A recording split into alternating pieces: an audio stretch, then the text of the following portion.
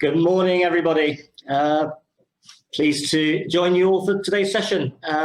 We kick off today with London 2030.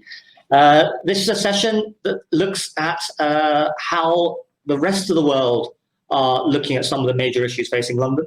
And in terms of calling it London 2030, it's all about thinking about the trends, what's happening elsewhere, and what could that mean for London. Just as a way of positioning this session, it is based around a program called Active Citizens Worldwide. Active Citizens Worldwide was a program that was set up with 4 cities of London, Stockholm, Singapore, and Auckland. And it is the world's first sort of network that is based around data sharing and knowledge sharing specifically for city leaders working in the space of physical activity. Over the last 3 years or so, we've managed to gather huge amounts of data and insights, and we're very pleased today to be joined by some of those members. So perhaps if we could just start with some introductions. First of all, obviously Tim from London, home base, representing the home side. Secondly, we have Peter Ahlstrom, who joins us from Stockholm. Thirdly, we have Hui Chen from Sports Singapore joining us from there. And then in terms of myself and my colleague Thomas, we're from Portus Consulting. We're a global management consulting company specializing entirely in the sports and physical activity sector. And we're delighted today to have the opportunity to share our work with you, both on ACW as well as the work from the various cities. So, let's quickly run through what we're going to try and achieve today in terms of objectives. Next slide, please, Tom. Thank you. So I think there's sort of 4 main things that we'll try to look at today. First of all, let's take a look at the global trends in terms of sport and physical activity, where we are today, what we're finding, and actually hear from the cities as well in terms of what's happening on the ground in their various cities. Secondly, obviously, no conversation today or at the moment can pass without COVID. And I think COVID has done several things. Obviously, it's caused huge disruptions and challenges, but equally, it has also, I think, helped to highlight some of the underlying trends and started to perhaps point to some of the things that we may face in the future in terms of how physical activity and sport is evolving. Thirdly, all our city representatives have been incredibly busy this year responding to those challenges. And from that, they'll be able to share with us some of the learnings and perhaps what we can all take forward as we evolve into the next stage of this current situation. And most of all, it's all about sharing knowledge. So this is a great opportunity for a real global view from leaders who are working at the coalface in their respective cities. And we hope that we'll be able to draw insights and share knowledge and data with all of you that will be hopefully helpful to you in your day-to-day work as well. So without further ado, let's just quickly have a look at the agenda. We'll start today with an overview of some of the top trends to watch for 2020, which I believe Thomas will present for us. Then we'll follow with some time from each of the cities to tell us what they've been up to. And then we'll save about 20 minutes at the end to answer your questions and have a real panel discussion around the topics that get raised today. So with that, Thomas, I'll hand over to you.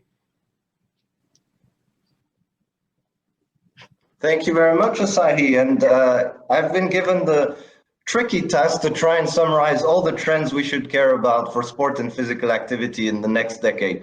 There's quite a lot to cover, and I've been given 15 minutes to try and give an overview. What I want is to start really sharing some initial statistics, findings from around the world that will help shape the discussion. But I want to also leave enough time for all of our cities to share their actual perspectives or how this is taking shape on the ground in their respective cities, as well as enough time at the end for questions and really engaging a discussion around what can we do about those trends. So on the next slide, we start with an overview of some of the key trends we identified, looking at through our CEO survey, which went out to over 40 CEOs in sporting organizations from around the world, to understand what were the critical challenges they faced. So rather than us trying to guess or us trying to tell you what we believe the trends are, we've asked directly from the people making decisions in sport and physical activity. Everyone, well, almost everyone agrees, 93%, that the landscape is changing faster than ever. And I'll point out that this survey was done before COVID. So I can only imagine that that number has gone up ever since that question was asked. People and CEOs agree there's never been a better time to be a leader in sports, so really aspirational, to really want to be involved, to make change, to be part of this change. And they all state the pressure to deliver, and the biggest pressure being financial. I think it's true at every level of the sport. We are now being stretched, we have scarcer resources, and we're trying to do more. So what we want to understand today is some of the main trends we need to be aware of to start really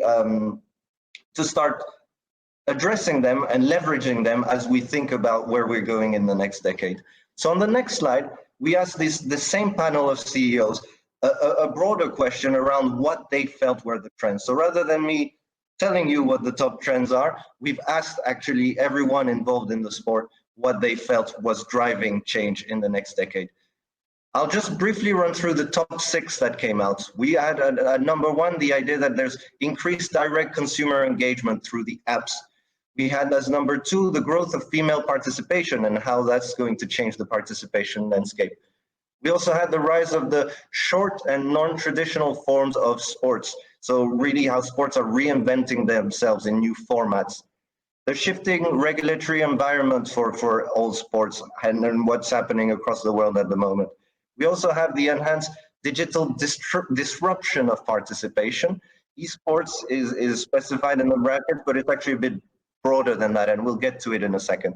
And finally, the rise of non-traditional broadcasting. Again, those trends were identified by sporting CEOs, and so not all of them were only related to sports participation and physical activity. However, this is Active London, and this is our focus. So I'm just going to zoom in to trend 2 and 5, actually, to give a sense of some of those key trends that were identified that relate directly to the topic that we care about today, which is participation and physical activity. So on the next slide, we'll start with the trends of female participation and women's sports in general. I know we're talking mostly participation, but actually the growth of women's sports is interconnected. We can't look at one of those 3 facets independently from the others. Actually, grassroots is growing. There's increased participation in a number of sports, a lot of very successful campaigns to grow physical activity amongst women and sports participation. We also estimated but studies estimated 160,000 more people inspired to play netball after the World Cup. This in turn is increasing fandom, more women taking part, more women being interested in sport, making the professional side of things as well benefit from increased fandom, increased viewership, and a lot of other factors rising amongst that. Also leading intricately to the commercial aspect of things rising. So more fandom, more interest means more players willing to invest in the sport, more money and revenue generated from the sport. So even though we're focusing on participation, it's quite clear from all of the trends that these areas are actually interconnected. And as one grows, it means that, for example, commercial value grows, it means more money can be reinvested into sports, etc., increasing the overall pie of women's sports and women's participation. We also have this statistic at the bottom saying that out of those CEOs that we surveyed, 91% of them feel really ready for this growth and ready and prepared to address it and to leverage it.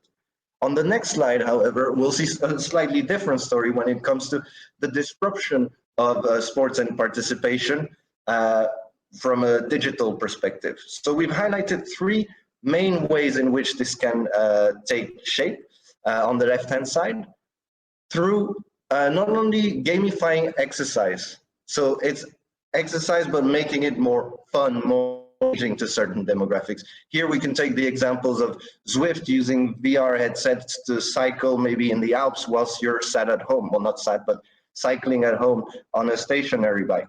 So here it's making events, making participation more engaging to the audience. And if you flip that on its head, there's also making gaming, traditionally gaming activities, more active. So VR treadmills, VR arcades are now getting people to game in a way that they're moving around and being physically active. And finally, there's how technology is enhancing the traditional activity types. So Fitbit, Strava, etc. The use of technology to track, monitor, use data is really something that's changing the way we behave and changing the way we engage with physical activity. So this trend was identified as the 5th biggest trend for sport and physical activity. How can we leverage the changes in technology to influence the way we are being active? How can we leverage those changes in the way we deliver activity? We've seen many governments, many organizations try to use those effectively to get more people active. The interesting statistic at the bottom right here is that actually on this side of things, only 6% of CEO felt that they were equipped and ready for this trend. So quite the opposite picture from our women's sports statistic, a lot of people being aware of it, being aware of its importance, yet not being feeling that they are ready for it. So that might be a learning from today. How do we ensure that we are ready for this next phase? Now, moving on to the next slide, these were the trends as they were when we asked it a year ago. Unfortunately, as Asai mentioned, I've tried to keep it out of my mouth as much as possible, but we can't go the entire session without talking about COVID. We don't want to focus on it. We more want to focus on what COVID has accelerated or changed in those trends. So I'm not going to explain exactly what has changed only due to COVID. I more want to see how COVID has potentially forced us to rethink, to reimagine how we are going to go about providing physical activity, providing opportunities, providing supply of services that will allow more and more people to be active. And we've categorized these in 3 main factors that have contributed and that have influenced this. First of all, COVID has changed our habits and behavior when it comes to sports participation and physical activity. So we need to reimagine physical activity based on this accelerated trends that we have seen from it. COVID has also meant that places are now facing either closures or facing new guidelines, which mean they can't be used in the same way that they were being used before. So we need to reimagine the active places. And finally, COVID has canceled or forced to rethink many events and engagements with from providers to the consumers, to the active people, to the participants. So how can we reimagine that provision of events? Now I'll go briefly through each one of those and see what we've learned from COVID and from that disruption and where we think the challenges lie and the opportunities lie for anyone making decisions in sport at the moment. So moving on to the next slide, what do we mean by reimagining physical activity? Well, we see on the statistic on the left-hand side that data showed a significant decline in daily movement, especially during lockdown periods across the world. This is data from Garmin showing a massive reduction in steps taken in the March period, in the second half of March, as the world was going progressively into lockdowns.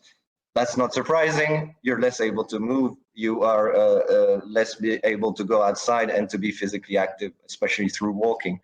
However, a lot of interesting things were picked up by those wearable technologies and seeing how other activities during that time thrived and how activities that were already becoming more and more popular really experienced a boom during this phase. We're talking about activities like indoor cardio activities, so home workouts, virtual cycling activity, etc. So it's not all doom and gloom. There's actually some activities that have been benefited from the COVID-19 situation. How can we as policymakers, as service providers, as operators, delivery bodies, use these statistics, use these trends to our advantage?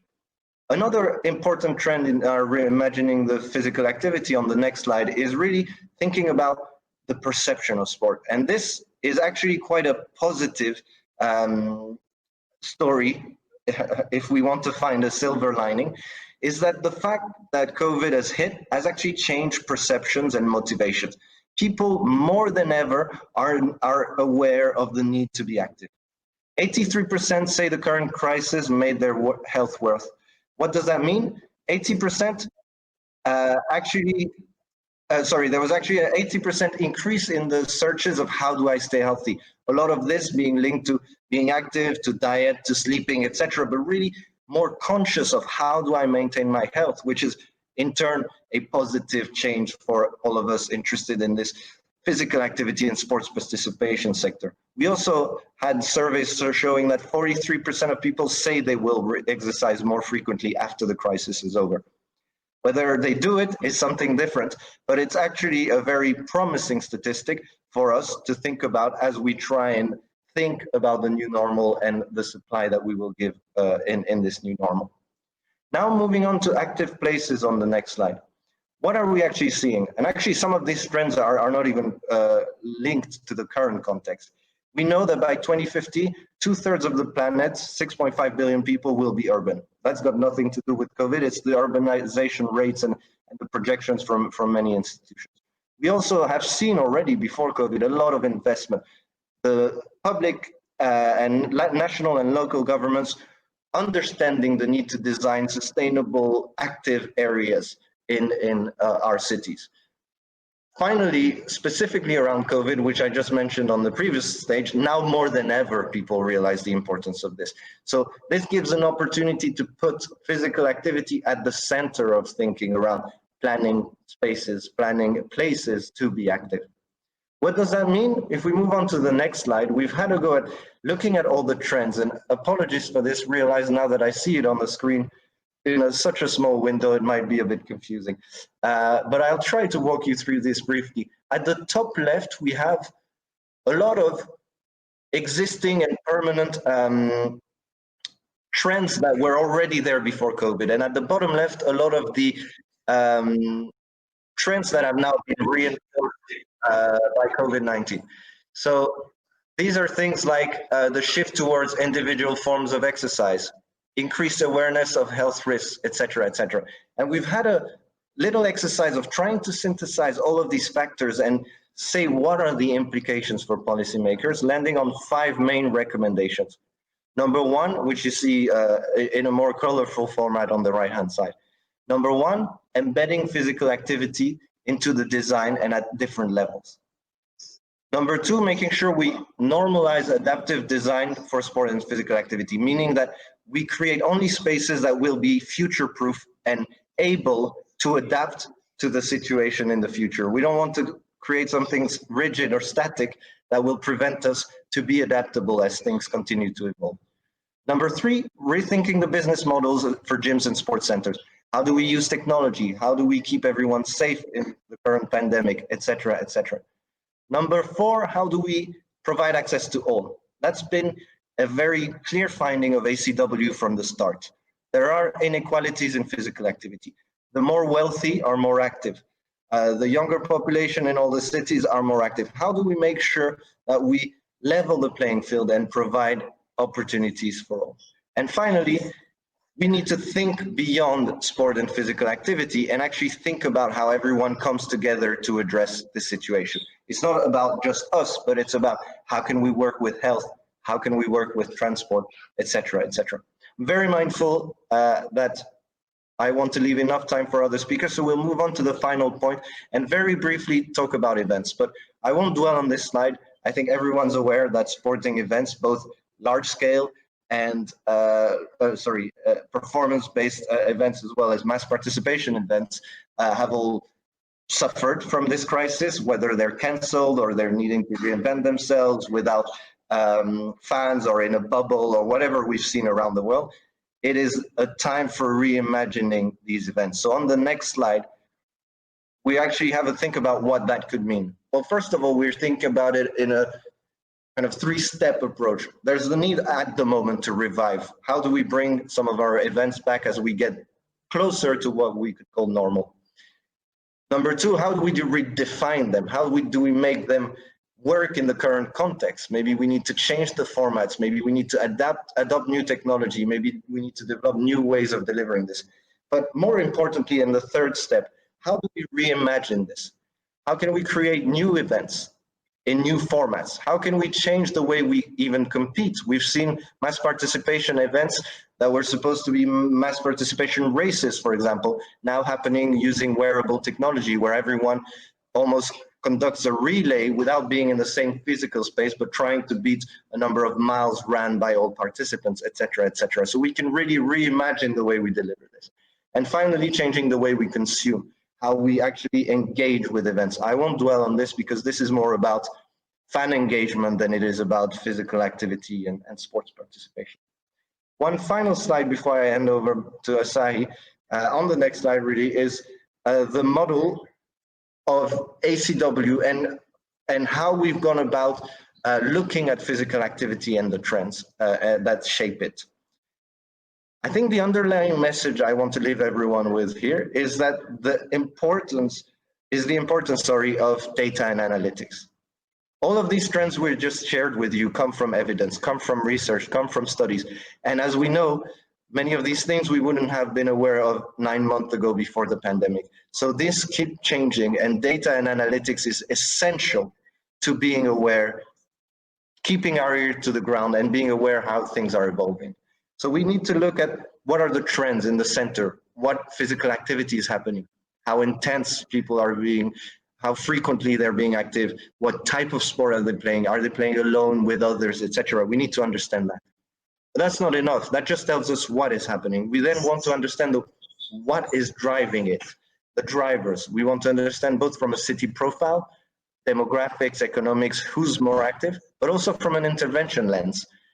Do we see any impact of our interventions, the facilities, the infrastructure, the workforce, in a way that can help shape our planning and our policy?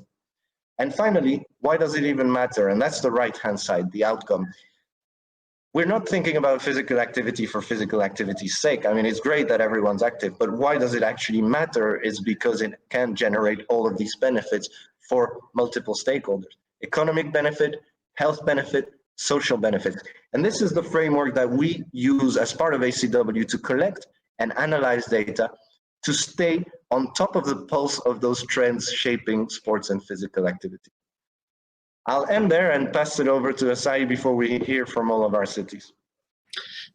Great, Thomas, thank you so much. So loads of interesting things there from a macro level, and many things I think that many of us in the sports industry or physical activity space will be familiar with. But I think we really need to understand what's happening on the ground. Also, I think even within London, while it is a single city, there are so many diverse different communities and different issues that are different across the whole space. And I think the ability to just hear and learn from what's happening around the world hopefully will help to inform ideas and how that might be applied to London itself. So we'll now hear from the three cities. We'll start with London, followed by Stockholm, and finally hear from Singapore. So perhaps to kick us off, Tim, I'll hand over to you to tell us about London. Great. Good morning, everybody. I'm going to give the perspective a bit closer to home, I guess, in terms of this conference. I came up with 3 trends. So the first one being innovation in tech, digital and data. The second being building physical activity back into our urban environments. And the third around taking place-based approaches. So I'm going to just touch on each of those briefly to give my perspective, I guess, on the trends and what the underlying kind of factors or drivers are within those. So firstly, I think we're definitely seeing a greater use of tech and digital approaches. And I think this is only going to expand going forward. I think I'm coming at this from a perspective of using tech and digital to really stimulate demand, so to motivate and encourage people into activity, and then making that customer journey into activity, or when they access it, as frictionless as possible. So taking the kind of stimulating demand angle, for example, I think direct-to-consumer marketing offers significant potential. Other sectors, commercial organisations have been doing this for a while, but I think in the sport and physical activity sector, we haven't been. We've been doing some piloting at London Sport and just actually finished a project with Sport England, where we undertook some targeted Facebook advertising to encourage particular segments of London's population to engage in 2 particular physical activity sessions. And through this, we were able to engage with 1.6 million Londoners, encouraging them to access that activity. And we saw really positive results in terms of those that actually did then go and click on the sort of advert and then went on to attend the activity. Also, I think we're going to see and are seeing a greater range of tech products that can motivate and reduce those barriers. So whether it's providing us with flexibility as to where and when we participate, so some of the live streaming that Thomas mentioned in terms of people's houses and enabling people to be active at their home, enhancing the social experience, making it easier to travel actively, or encouraging us to explore our own communities. I think we're seeing a proliferation of such apps and tech. So I think it's for us as a sector to really kind of work with the tech ecosystem to really make sure that those products are relevant, particularly to the less active audience. And I think over time, we're going to see a blurring of lines between the sport and physical activity sector and the wider tech ecosystem. And that's something that our Sport Tech Hub is very much encouraging and facilitating. Just lastly, on the sort of tech and data space, I'm very hopeful, and I think we will start to see the value in our efforts to collect open data about activity sessions. And I think open data will become more used, more relevant to specific markets, with the upshot that people will be able to more easily find the activity that's right for them. So moving on to the second theme around building physical activity back into our urban environments. I think, my sense of this is that having tried to design physical activity and movement out of our environment for the last 100 years, we now appreciate that we really do need to design it back in. And I think making London a place where it's more attractive and conducive to walking and cycling is a key part of this. I think there's a range of drivers within this, particularly from a policy perspective. So the Mayor's transport strategy has the aim of that all trips in London will be made by foot, cycle or public transport by 2041.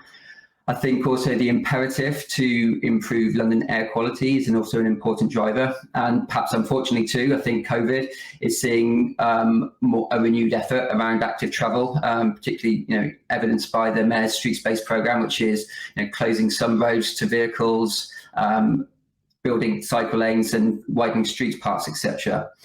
But I don't think it's just about active travel. It also relates to our other spaces in London, our green space, our grey spaces and blue space. I think there's a growing momentum in challenging the kind of no ball games culture. I was speaking to a colleague recently, and she told me that Haringey Local Authority, as part of their obesity strategy, had reviewed and taken down over 130 no ball game signs around the borough, and actually actively put in interventions into those local areas which encourage people to be active. Another thing that we're doing at London Sport, we run an urban sports programme where we're actually working with local groups to develop projects that make innovative use of our urban spaces, and working with the likes of national governing bodies to put those other formats of the game into those settings where if we hadn't, these would be kind of just dead spaces. Touching on the final one, this is about place-based approaches, and I guess you could argue it's more of an approach than a trend, but I think it's arguably driven by two factors. I think a greater appreciation that we need to work with communities and really focus on the priorities that matter to those local communities. And I think also a realisation that there's no single bullet to increasing participation or reducing the stubborn inequalities that exist. We really do need to consider the whole system within a given place. So looking at the policy context, the built environment, the institutions that exist, the relationships, the power dynamics, etc. So we are seeing more and more bottom-up approaches which are working within local communities and have sort of co-production at their heart. There's the local delivery pilots within Hackney and Southall. There's the model cities in Barking and Dagenham, Haringey, Hounslow. But there's also examples where there's not identified funding pots, if you like, and partnerships at a local level are taking more of this sort of whole system approach, South Harrow being one of them. I think we're at a relatively early stage of how we work in place, but there's a lot of rich learning going on. And my personal view is, I guess, that we need to stick with this. Place-based working takes time, and we've got to sort of roll with it and really kind of learn how to do it if we're going to see sustainable change. It's definitely going to be a part of London Sport's core strategy going forward. So I think we'll be focusing on this a lot going forwards. So that's my run through of the three trends, and I'll pass back to Asahi. To this discussion. So, I guess what it feels like a common thread through some of this is actually what used to be lots of siloed sectors or industries, be it transport, housing, digital, etc. It's now all kind of integrating across the physical and sport activity space. And perhaps that's going to be one of the challenges is it's happening. What do we do or how do we make that work, given that we are faced with that need? So perhaps we'll sort of post that for later when we get to the panel. But for now, let's move on to Stockholm, who to some degree obviously went through a very different COVID experience, perhaps to other parts of the world. But Peter, perhaps let us know what you think the big three trends you're seeing are. Yeah, thanks, Sai. I'm having some sort of interruption here.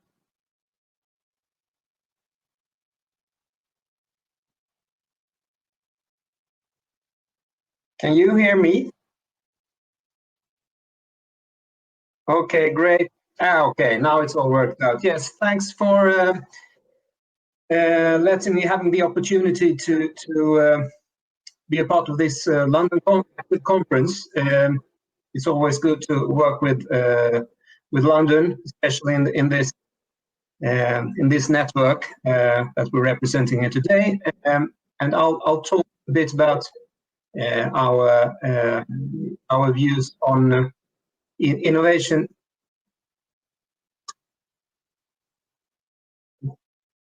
Yeah, sorry. Thought that looked familiar. On providing access for all, in the meaning of facilities. Then I'll talk a bit about our youth clubs, youth sports clubs, where we have some problems to address, and then obviously the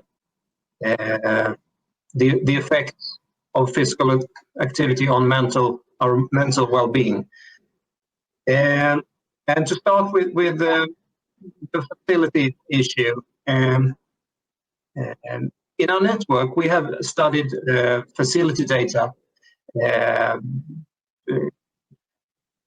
plotting it up in spontaneous facilities that are easily accessible, like trails or parkour parks or playgrounds or open access swimming pools, and public facilities more for club sports, and then private gyms, and we studied the effects on physical activity levels in the different boroughs in Stockholm. Stockholm is divided in 13 boroughs, to translate it into the London language, and we couldn't see any effect on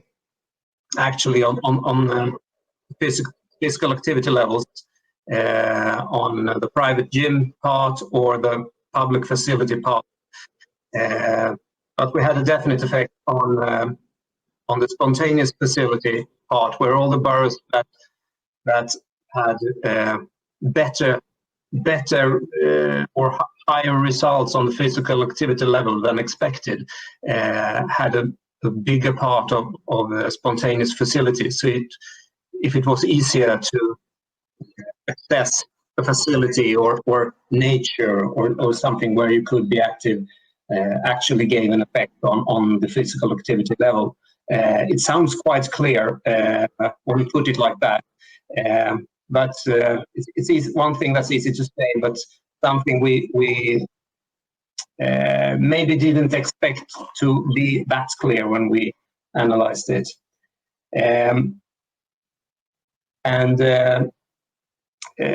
Also, what we want to dig into deeper is the use of different genders on these facilities, because we see on the adult population we have quite an equal result on physical activity, but we see in our club sports and in other areas that we support, we don't have that level of equal physical activity.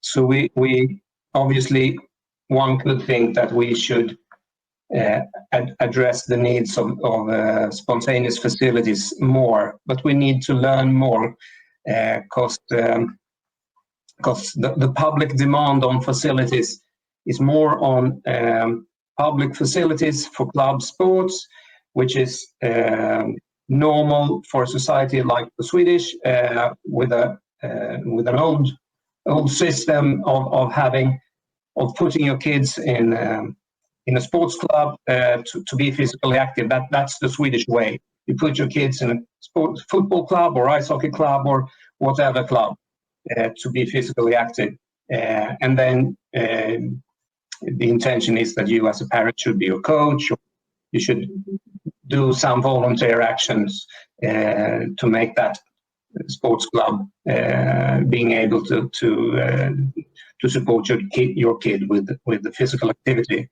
So there's a public demand for those facilities, but no one is asking for the spontaneous facilities, although we can see it in service and in other measures where we ask the public what they want. Then trails and swimming facilities are their top priorities. That's leading me to the next issue, supporting youth club sports. As I mentioned, the tradition in Swedish families is to put your kid in a sports club. This is a system that's being funded by the government, but not ruled by the government, other than some major leading demands, like it should be equal, should be democratic, but there's no more defining rules on how to rule your club sports. What's happening there is that the parents want their kids to do club sports in an earlier and earlier age, so they start at 3, 4, 5 instead of like 20, 30 years ago you started when you were 8, 9, 10. Today it's almost impossible to change sport or start a new sport if you're over 10, 11 years old. And they peak somewhere around 11, 12, and then they disappear from club sports. And that leads to the club have fewer young leaders that can coach the young kids. So it's a bad trend for the sports clubs, but they're hunting market shares, you could say. Because if one club doesn't approach the young kids, another sports club will in another sports. So it's kind of a race to the bottom, where we have structured sports for very young kids, and they get fed up with it when they're closing in on their teens. So that's a trend that they see but don't have the strength to address properly. Just another minute, please, just so we can try and stick it on time. Definitely, thanks. And then finally, the effect on our mental health. Obviously, we can see in Stockholm, in our service there, that there's a huge effect on our mental well-being if we are physically active. In fact, physical activity can increase both increase the mental well-being, and it can also reduce risks of being mentally ill. So we have started a cooperation with a regional healthcare system, trying to make their doctors writing prescriptions for physical activity, sending their patients to us, giving them a specific individual program to help them start to be physically active and hopefully not only get physically better, but also have a better mental well-being. And that should be all for Stockholm. Thank you very much. And I think, really interesting, sort of the spontaneous facilities, as well as the kind of disruption of the old club model. I think we're seeing a situation of disruption. And I think the point about mental health was obviously reflected when Thomas spoke about people having greater awareness of the importance of physical activity to their well-being, highlighted by COVID. So let's come back to some of those points when we get to the panel. So thank you. Finally, we move on to Hui Chen, who represents us from Sport Singapore in Singapore. Chen, over to you. Hi. Thank you, Ashahi.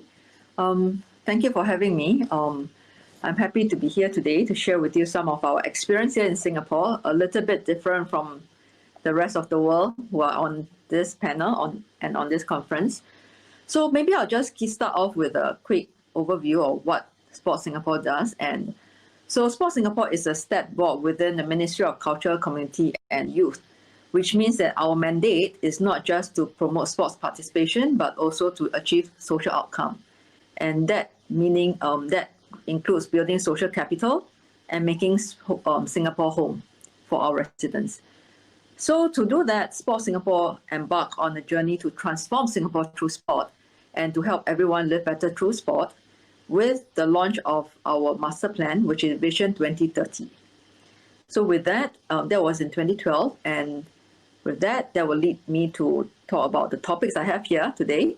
So what I will do is to talk about the last topic here on the screen, the bathtub effect first.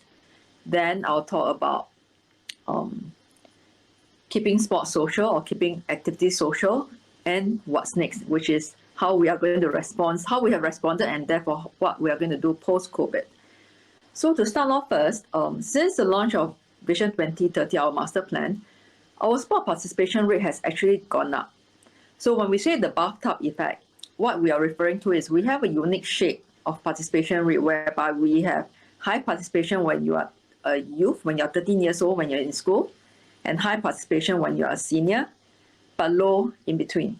So all the working adults were performing under national average when we started tracking it in 2011.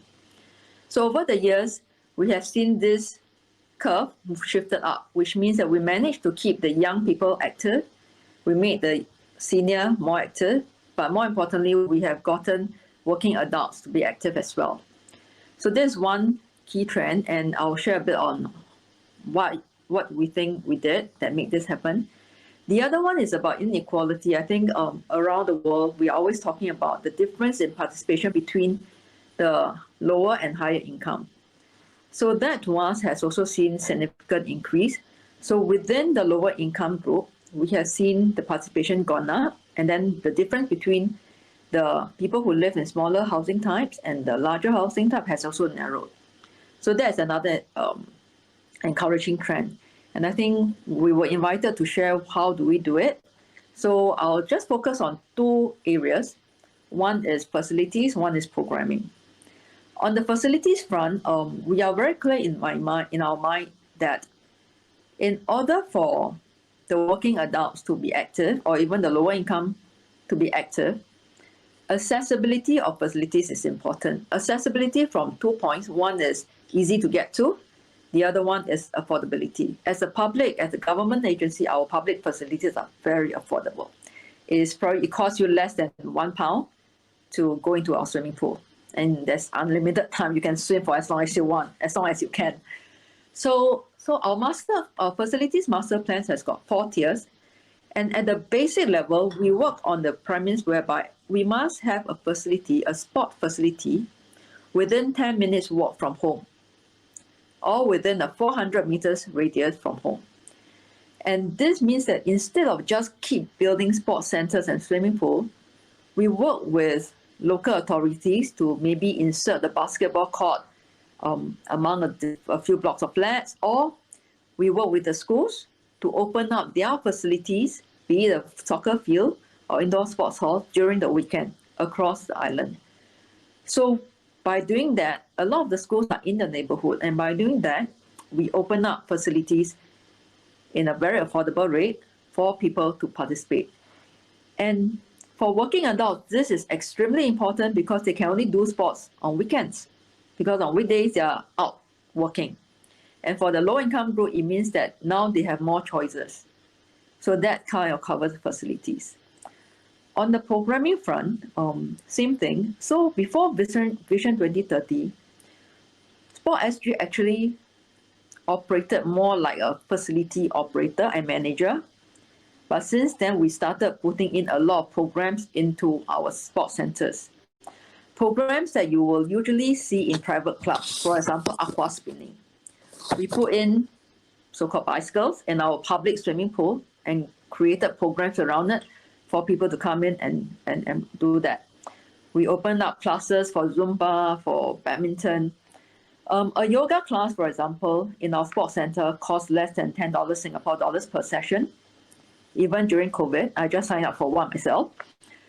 In a private club, a private yoga studio, it can cost me up to $25 per session. So I'm talking about making programming affordable as well. So that kind of helped lower income groups to get active because now they have access to programs as well, not just facilities. The other thing that we did was actually to help time crunch working adults is to work with partners. We created a lot more programs at the park where the working adults can bring their families there together so they don't lose out on time with their children and yet they can get active. The other one is actually to bring activities to the workplace after office hours. So after the work, they can just come down to their office block and then there's Zumba, there's yoga, there's different things that they can do. So that's on the programming side. So the next thing I'll talk about is social. Obviously, as part of a social ministry, our mandate cannot be just to increase sports participation. We need to look at social. And two interesting things came up when we worked with Porters in the Active Citizen Worldwide Survey, that between 2016 and 2018, social contact sport hours through sport actually gone down by about 18%. And when we did a deep dive study, we realized it's based on two things. One is an increase in solo activities, what we term as solo activities, things like walking. A lot of people are walking and jogging, which means they don't really need to do it with other people. They can just change and then go out for a run. So that's one. The other trend was more disturbing, which is the transition out of sport into some of these solo activities as you grow older. So when you're a young person, you're in school, you do a lot of team sport, but as you grow older, you kind of drop out of sport and go into walking and jogging. So this is a problem for us in the long run because if they are not participating in sport with other people, then I cannot build cohesion, I cannot build social capital. So what we try to do, therefore, is to make activities social, which is why on the screen you see that. Sorry, I can't see the words there, but it's about the social value of sport versus exercise. Yeah, keeping physical activity social. So one way is obviously, I think a lot of us do that around the world, is to create interest groups around solo activities. So we do that, that's one. The other one that we are doing now to keep, which is more important, is to keep people across all ages to continue to play sport rather than dropping out. And this is a lot more challenging because we can't rely on the current format of sport or the way the game is played. So we are working with partners to scale up new technology such as outdoor table tennis, which has got to do with the way the game is formatted and the way the table tennis ball or the shuttlecock for badminton is designed to reduce the speed so people can play it when you're senior or you can play it outdoor. So these are some of the things that we are working with partners to bring this up. I'm running out of time. Okay. All right, then the last one is anytime, anywhere. Obviously, all these are all good, but during COVID, when things are locked down, facilities are closed, we can't do much sport. No, I encourage people to do it. So what we have done is to introduce the concept of a virtual sports center called the Active SG Circle, which is a collection of website and social media platforms. And we created content around sport and fitness. So we create content centrally through our headquarters, as well as with partners. For example, we work with commercial entities, fitness instructors out there, studios, fitness coaches, people who are out there who are now without income. So we provide grants as a government, we provide grant to encourage them to pivot into the digital space, and we provide the platform for them to come on board to showcase and to get people to go online for their exercise. So we do a lot of that. We also conducted, basically we went into this whole online thing, and we created a kind of infrastructure to support it from funding and from a platform perspective. And lastly, we are now going into a blended initiatives whereby what we have found is that during lockdown, a lot of people are doing exercises online at home, but post-lockdown, once they are safe opening, they are going back to the physical world. So we are now encouraging companies, event organizers, studios, and even some of our sports centers to provide hybrid experiences whereby you can have a physical side of it, but there's also a virtual component to the whole experience of the whole workout session. So that's how we are doing it now in Singapore, trying to get around COVID and hopefully emerge stronger post-COVID. Yeah. Thank you. So I'm very sorry to have to cut some of our speakers off, but I'm also aware that the audience potentially would have lots of questions they'd like to ask.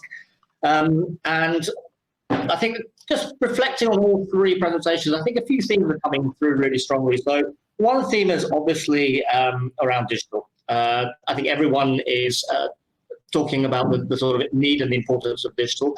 Another one is around, I guess, engaging the sort of youth changes and disruptions to traditional structures of behavior. So, moving away from team sports into individual sports, or moving from formal organized sport into more spontaneous activities. And perhaps the third one is all about the integration of facilities, or more broadly, space generally, into a more active lifestyle. I think across all those themes, the one question, I guess, that comes to mind, and perhaps we can kick off the debate from here, I think all of it is a disruption to how things have worked. And what that really means is we're going to all need to think about new ways of working. I think people have also already talked about partnerships, have talked about, working with different entities, working together with different communities, et cetera, et cetera. But I think overall, we almost need to figure out, what is the new way of working that allows us to meet these challenges.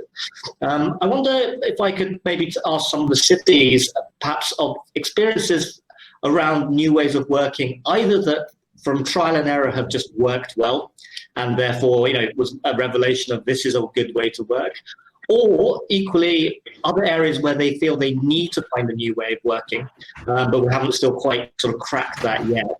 Perhaps, Chern, can I start with you maybe? You mentioned obviously about partnerships in some of your work. So what are your thoughts around that? For us, we recognize that during COVID, right, actually COVID is more a catalyst for us to do that a lot more than before.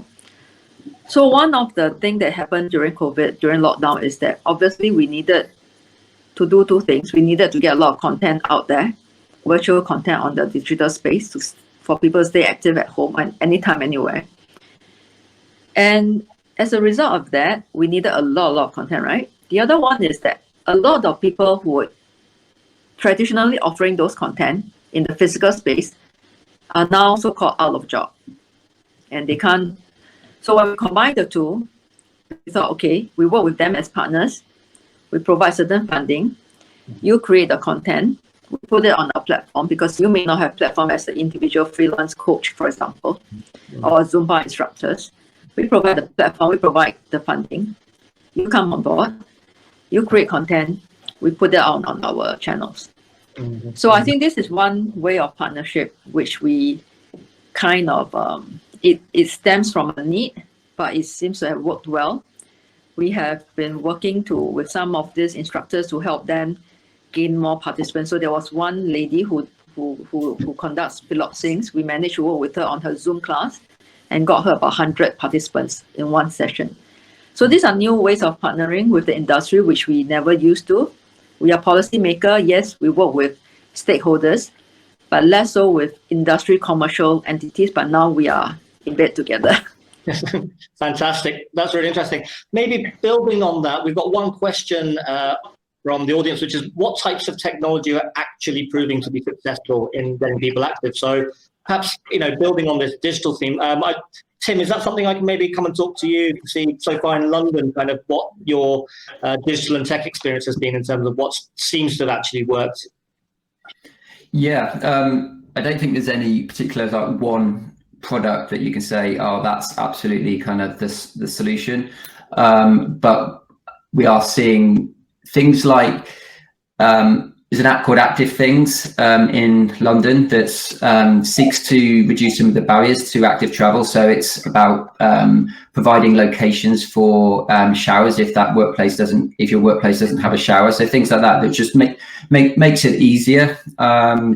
So I don't think there's any particular one tech solution. There's a range of different ways that people are particularly engaging in. If I had of one, it's not necessarily new technology, but it's the ability to stream activity into your house. So maybe just, relatively simple in a sense, it's not new YouTube technology where, you can do activity in your house, particularly related to, COVID and lockdown. But I think that overcomes actually some of the barriers, those more internalized barriers, maybe around confidence, where people aren't feeling as confident to join a class in public, maybe. So as a first step, doing a class within your own home at a time of your choosing, I think that's tech that's helping. And I think the stats in terms of participation and how people are being active would back that up. Fantastic. No, that's really interesting, Jim. I think globally we've got stats that show there's a whole group of people who became newly active for the first time at home during the COVID lockdowns, which obviously is a real example of how tech can get to an audience that previously perhaps were hard to reach. Just moving maybe on the question on to the area about active travel, which is another aspect of how perhaps COVID is disrupting and how things have changed. We've got a question that perhaps this one's for you, Peter. How Stockholm perceive active mobility? So, fitting into the overall physical activity strategy. So essentially, how are you guys cooperating with transport and the sports sector to make active transport a part of the strategy? Well, that's definitely a strategy that's developing since like a decade, 15 years. We have a regional bicycle plan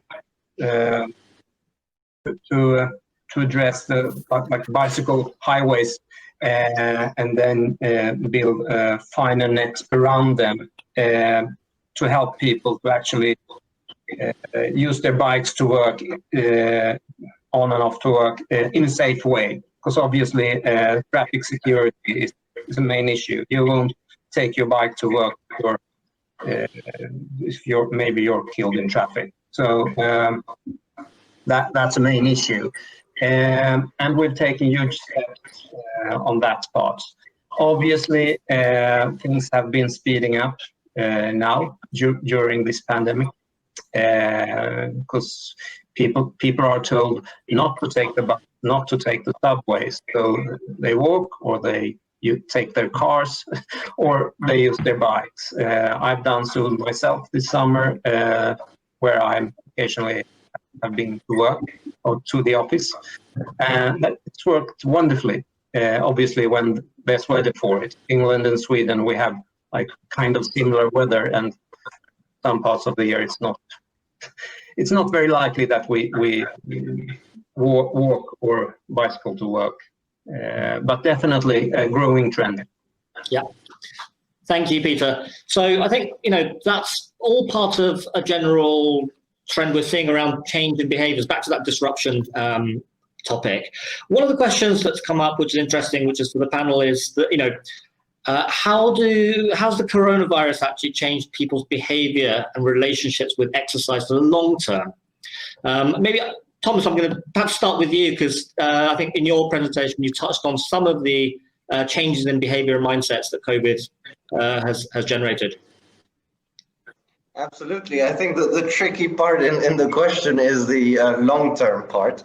I think that's still to be decided and to be figured out. But obviously, we've already started analyzing data, understanding how things have evolved over the last 6-9 months since COVID hit.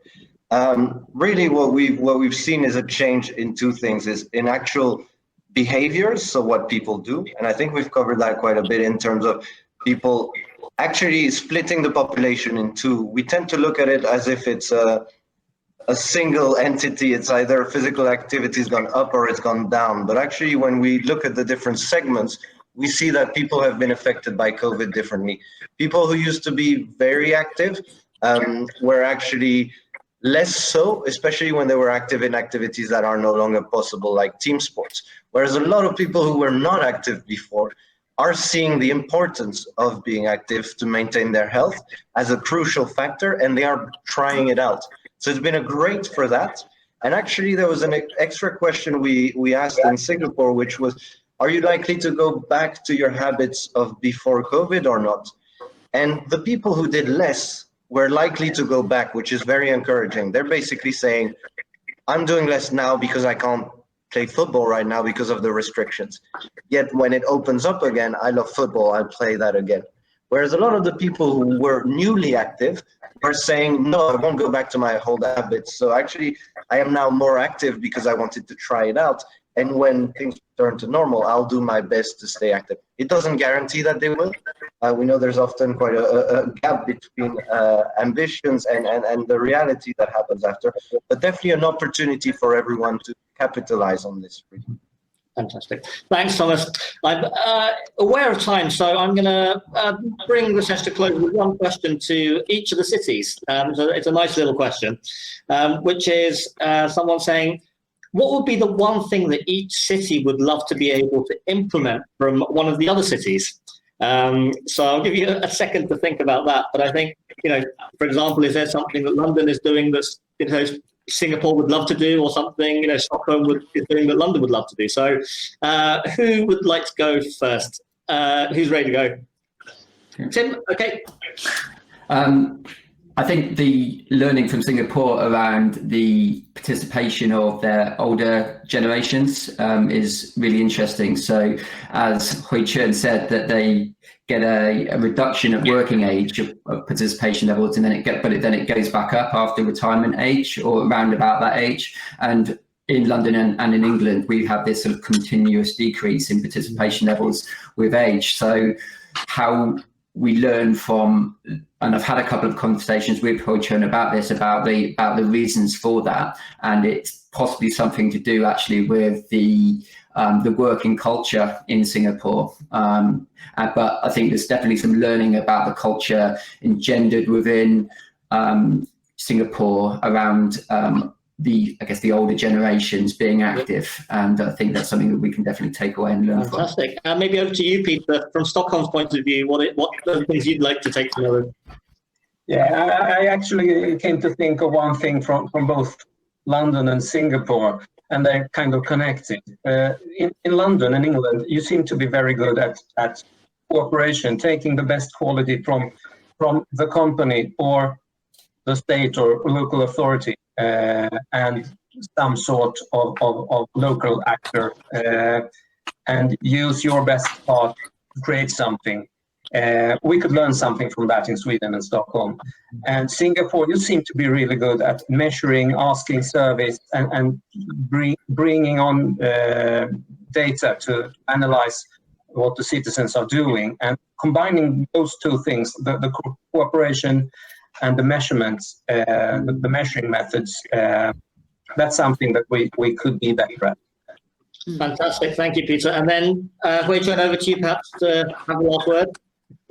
I think for me, actually, because I can only say one thing, right?